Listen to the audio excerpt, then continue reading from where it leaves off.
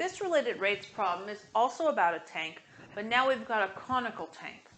And you'll see it's a little bit more complicated when it's a cone. So water runs into a conical tank at a rate of 9 cubic feet per minute. The tank stands pointing down and has a height of 10 feet and a base radius of 5 feet. How fast is the water level rising when the water is 6 feet deep? Okay, so let's draw the picture. Here's my cone.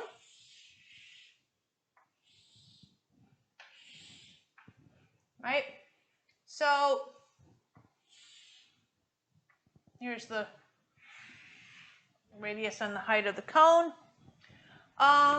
What we're thinking now is you've got water coming in here, right? Pouring in.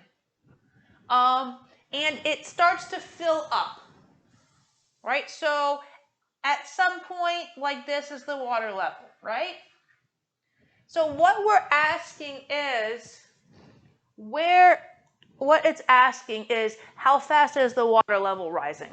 Okay, so that would be, so this is the thing about this. If I kind of draw this, I have a cone inside a cone, right? So this cone in here is the volume of the water.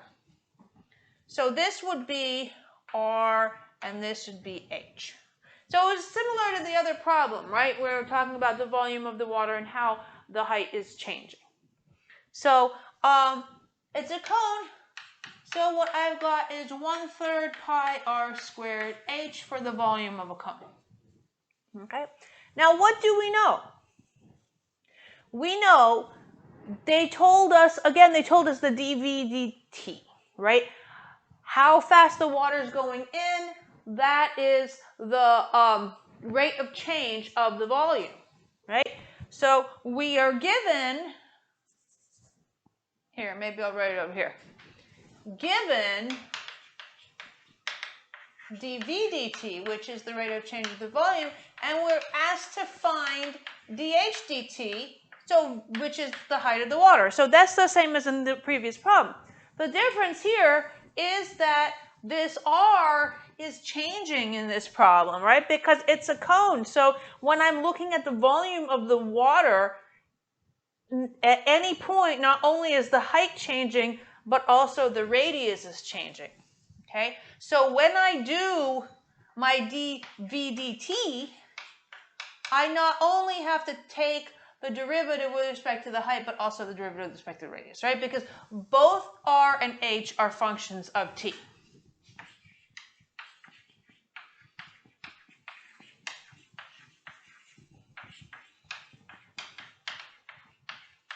As well as the dV dt. So then this is like a product rule one, right?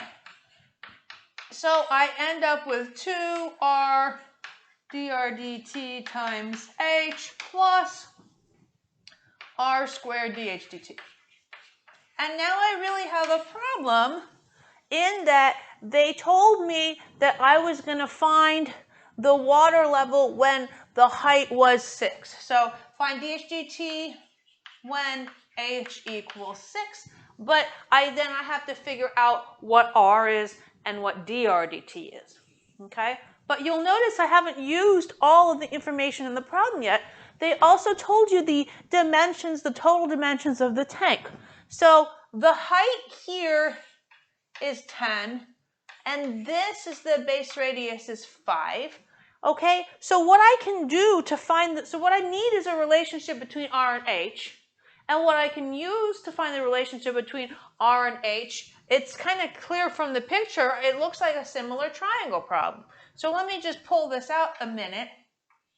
If I just look at this triangle, this is R and this is H, meaning the R and H for the water. This is 5 and this is 10, meaning the total size of the tank, right? So R is to H as 5 is to 10, right? H equals 2R.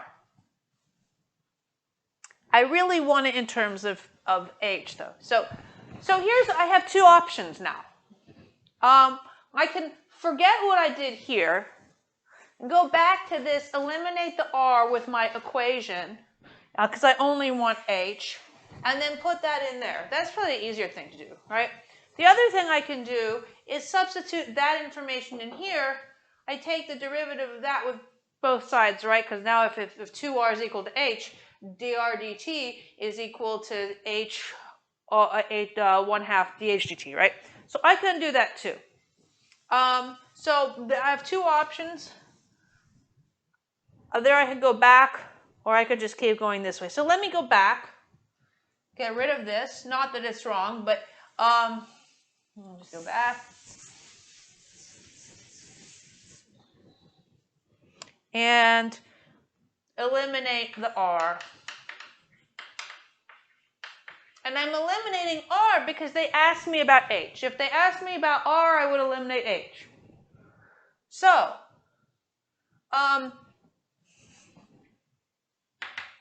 r is h over 2. Then volume is 1/3 pi h over 2 squared times h. So what do I get? Pi over 12 h cubed. And now I just do what I had done before, right? dv dt, but I now only have with respect to h.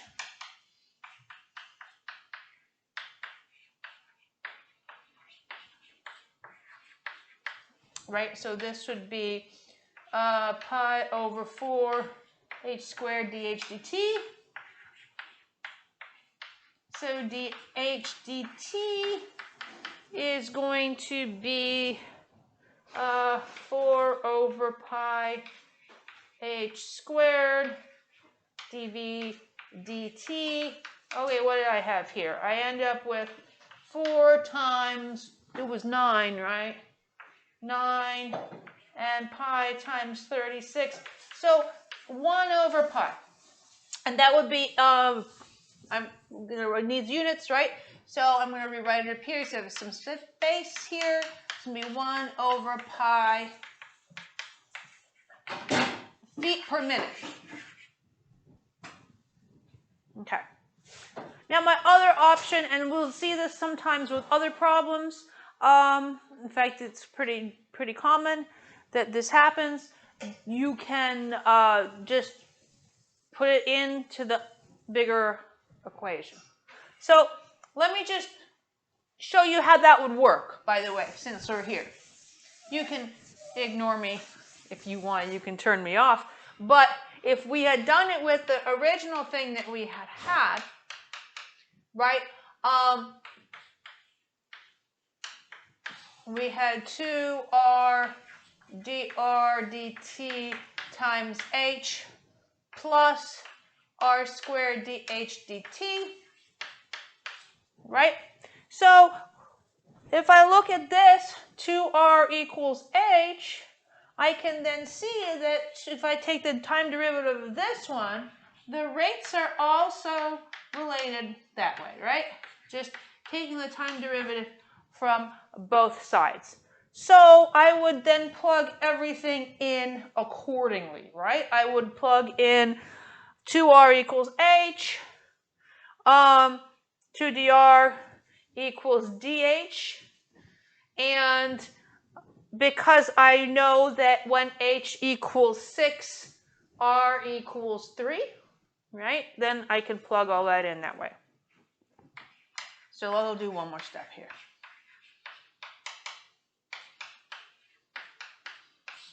So so this would be r h dh dt plus r squared dh dt.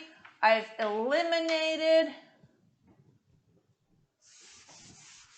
the dr dt. I know that when h is 6, r is going to be 3, and I just plug it into there. So an alternative option. You can go with this problem, you could have gone either way.